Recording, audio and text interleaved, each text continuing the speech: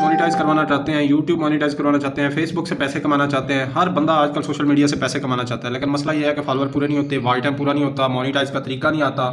TikTok Pakistan में monetise नहीं है, फेसबुक पाकिस्तान में मोनेटाइज नहीं है। उनको मोनेटाइज कैसे करवाना है? टिकटॉक का यूके अकाउंट बनवाना है आपको।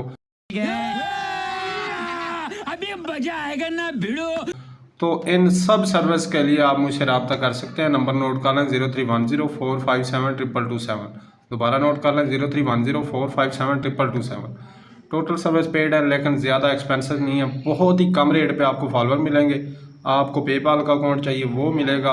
हर तरह की सहूलत आपको, वॉच टाइम चाहिए वो मिलेगा। टिकटॉक का आपको यूके का अकाउंट चाहिए वो भी मिलेगा, इंतहाई कम प्राइस में। तो अभी रब्ता करें, व्हाट्सअप कर सकते हैं, किसी भी टाइम मैसेज करें, और जो आपको सर्विस चाहिए वो आप मैसेज करें। मुझे टिकटॉक का अकाउंट चाहिए, यूट्यूब का वॉच टाइम चाहिए, फॉलोअर, कुछ भी आपको चाहिए। मोनेटाइजेशन में मसला आ रहा है, फेसबुक पाकिस्तान में रह के कैसे मोनेटाइज करनी है, हर सर्विस आपको मिलेगी। शुक्रिया, अल्लाह हाफ़िज़।